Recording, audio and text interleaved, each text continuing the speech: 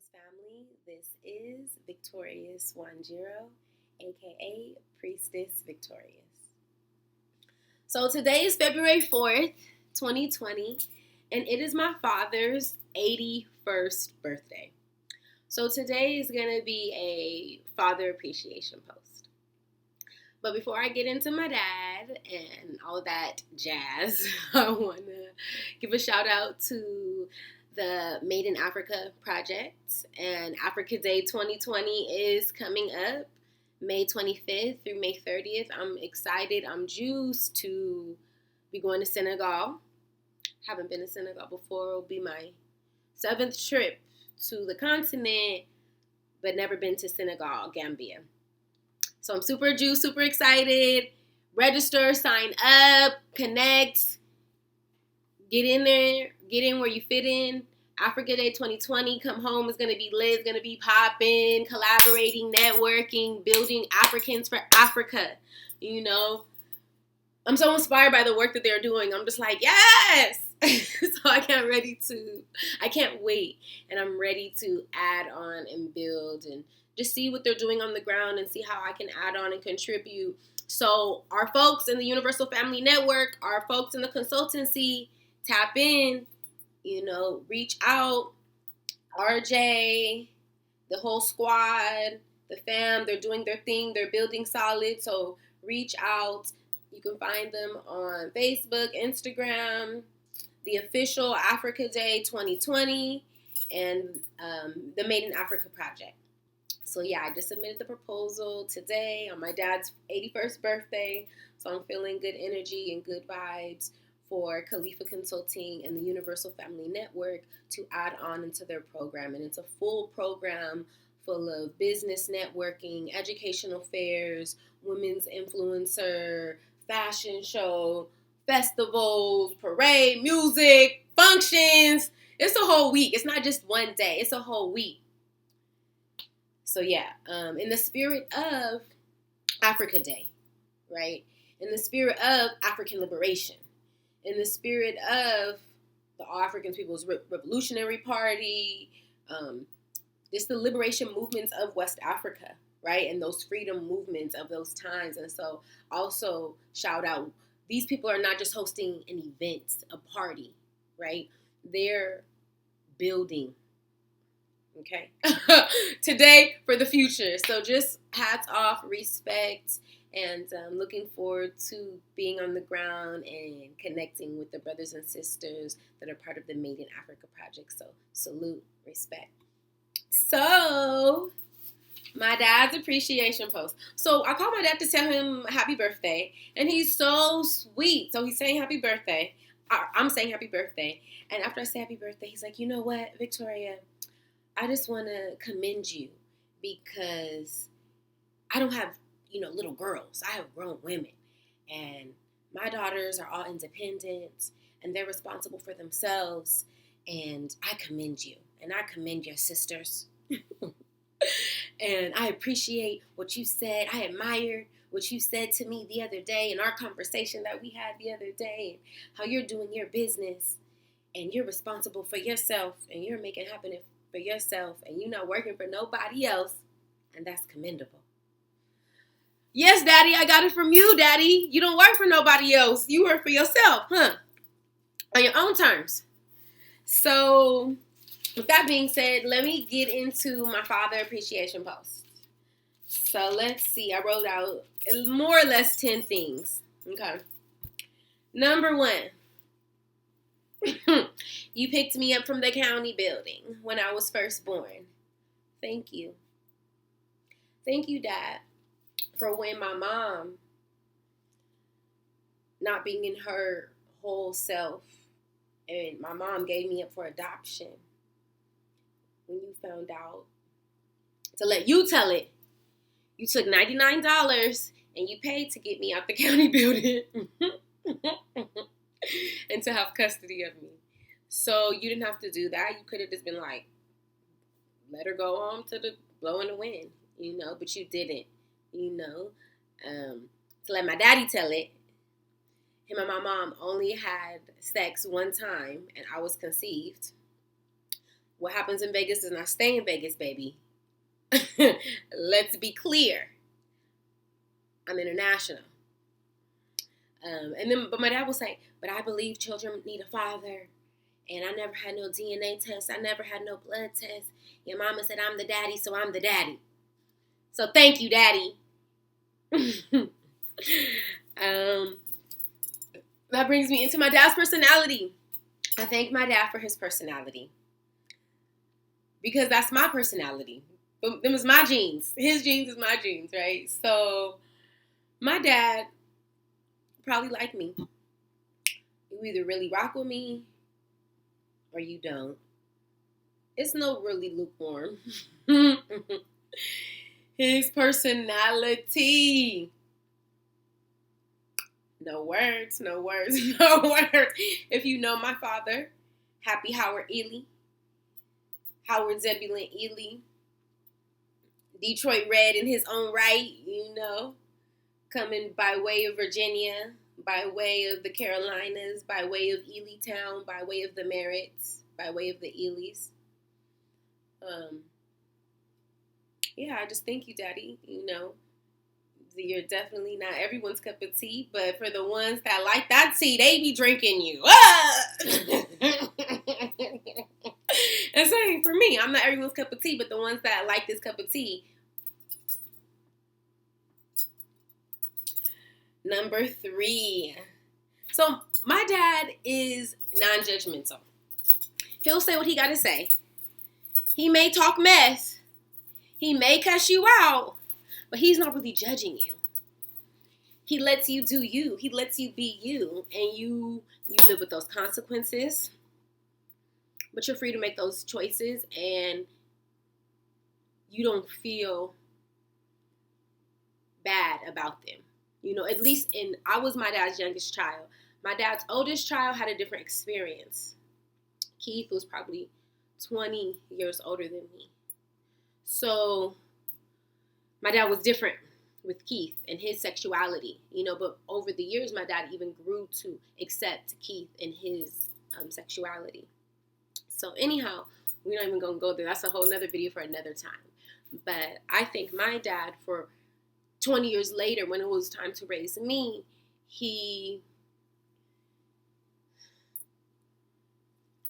just within my dad and I got closer within the last, I'll say, 20 years of my life.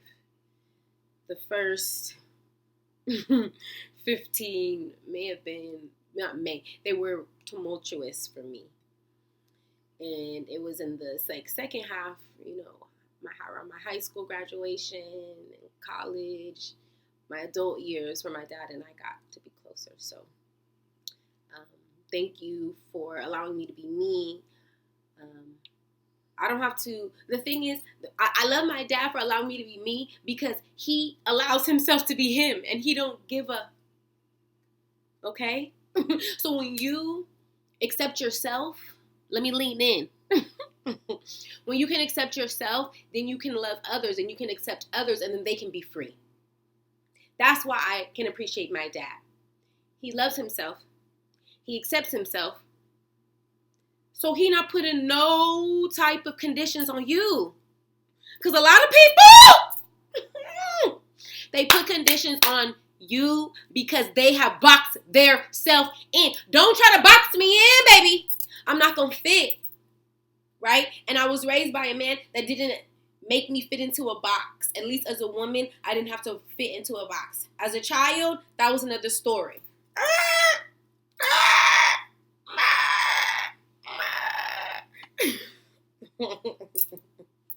Drama. But as an adult, my dad allows me to be liberated and be free. And I thank him for that.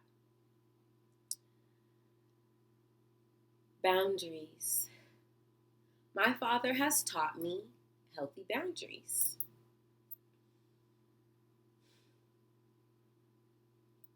Yeah, he taught me how to maintain my peace of mind when dealing with people who I may not vibrate with all the way. So you learn how to protect your aura, your space, your psyche, your spirit, your ashe, your prana. You learn how to build up your force field. You learn how to fortify your cells. With a daddy like that, you learn how to protect your psyche and protect your spirit. You know, so my dad taught me that, and then I'm able to apply that in my life and with other relationships. Let's see. Number 6, I thank my dad. I appreciate my dad because he gave up using drugs. He gave up pimping. Pimping. It sounds so weird when you want to make it proper. He gave up pimping. He gave up pimping and using and just he gave up the fuck shit, for lack of a better word. Now, my daddy, I'm not even gonna get into that, but he gave up the majority of the fuck shit, let's say. Okay, and he transformed his life. It's a trip because my daddy wasn't no Malcolm X, but he also was red bone, high yellow, and from Detroit red, had red hair as a youth. So that Detroit red energy lifestyle, was incarcerated for a time. Like I said, just hustling, pimping, doping, using, beating, losing his mind all throughout the Bay, LA, Detroit, wherever else before I was born. My daddy's 81. I don't know all of this life that he's lived. I've only been here for a fraction, you know. But just the bits and pieces and the stories. Even people in LA, they send me videos and pictures of my dad all on the block in the neighborhood. And they're like, your daddy in my restaurant where I work, he up here with some thug type ones. I'm like, and I'm like, I know he stays above board nowadays. So he's not with any thugs per se. But even what is that? Anyhow, another conversation, another day.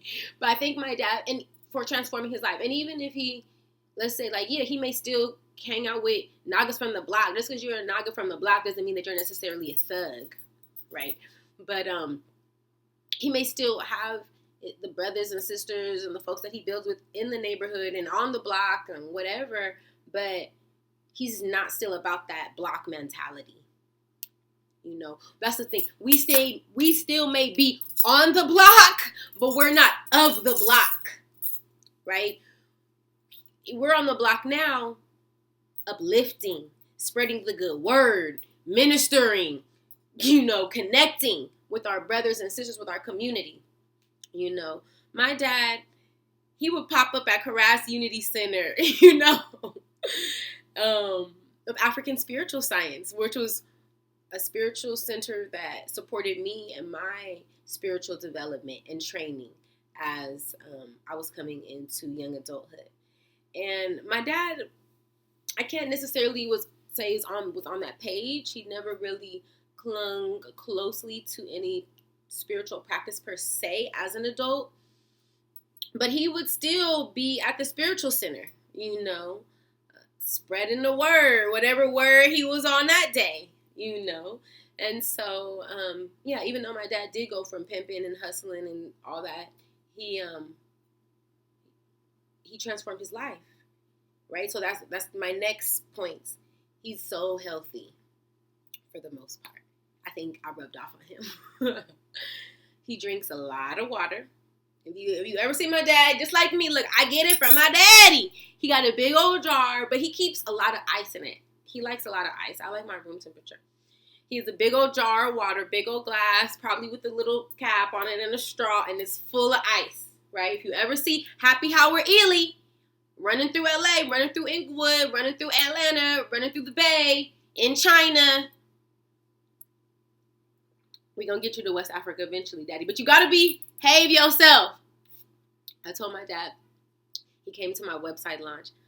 at UC Berkeley at the end of last year. I said, Daddy, now it's my website launch, so my community is going to be there. Don't be trying to talk to my friends now. Don't be trying to get at the sisters.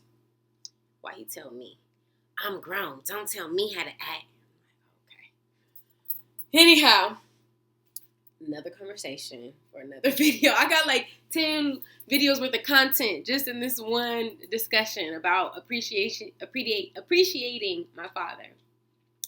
Next, my dad walks. He takes his physical health seriously, even at 81 years old. For as long as I can remember, my dad has lived in Inglewood. Before that, we were in Koreatown.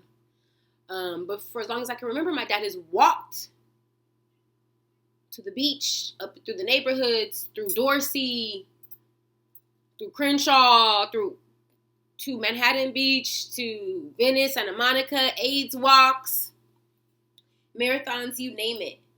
So I appreciate my dad for taking his physical health seriously. For even in his older age, he's still disciplined. I don't believe he walks every day to the beach anymore from Inglewood to Manhattan Beach, Hawthorne Beach, Imperial, down Imperial. What is that? Dockweiler Beach, Imperial Beach. That's San Diego. Respect to our San Diego brothers and sisters out there that are outside holding it down in Imperial Beach. Respect. But I was thinking of Dockweiler, right? Going all the way down Imperial, coming from Inglewood. And he may not go every day, but that's a part of his regimen, is taking care of his physical health, getting his body moving, circulating his blood, right? Because if you don't take care of your body, this is the temple that we have, so we have to honor it, take care of it, and, whatever is for you. It may not be the gym or lifting weights. You just walking for miles, talking to people, meeting ladies, and making friends. My daddy. We can't help ourselves. Let's see. He eats so healthy. That's another thing I appreciate about my dad. And that I get from my dad. My dad, growing up, would prepare healthy meals. I remember all kind of lamb chops and stuffed salmon. He was a chef, and he passed that on to me, eating well. We didn't do a whole lot of fast food, fried food, and junk food. I mean, I had my share, let's be honest, let's be real. But I got a good foundation on healthy eating from my family. What else?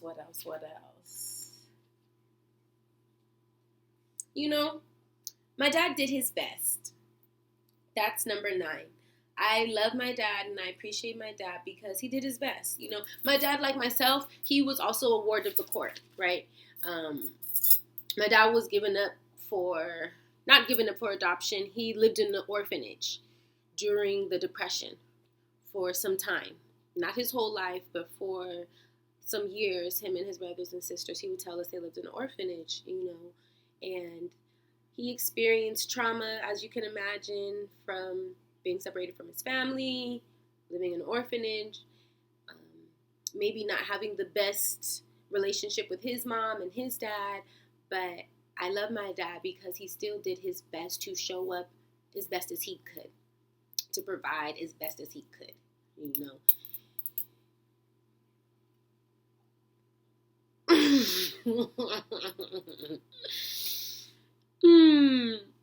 And I love him for that. Lastly, number 10, I love my dad because I started off this conversation with starting off by saying how my dad appreciated me and gave me a compliment and commended me. And I'm going to close out because he commended me for being self-sufficient, for being independent, for creating a lane for myself, developing my own business and my holistic educational consulting, right? for laying the foundations for our mutual aid network, Universal Family Network. And number 10 reason why I appreciate and love my dad is he taught me how to be self-sufficient. He was the one that taught me how to be independent and self-sufficient. Not, of course, in isolation. My mom contributed too. I'm definitely going to do an appreciation video for my mom. Don't worry. But her birthday's in April. His is today. And for a lot of reasons, for the good and the bad. My dad taught me how to be self-sufficient because for years he wasn't around. For years he was, not that he wasn't around, but he was just too much for me to deal with. And so we were just keeping space, right? And that's another way that I love him is you can take your space and you come back when you're ready. It's no hard feelings. So that's the bonus.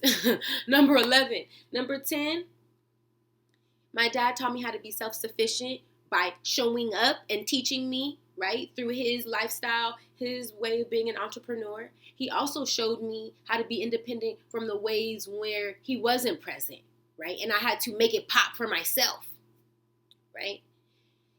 Then there comes this appreciation for my dad of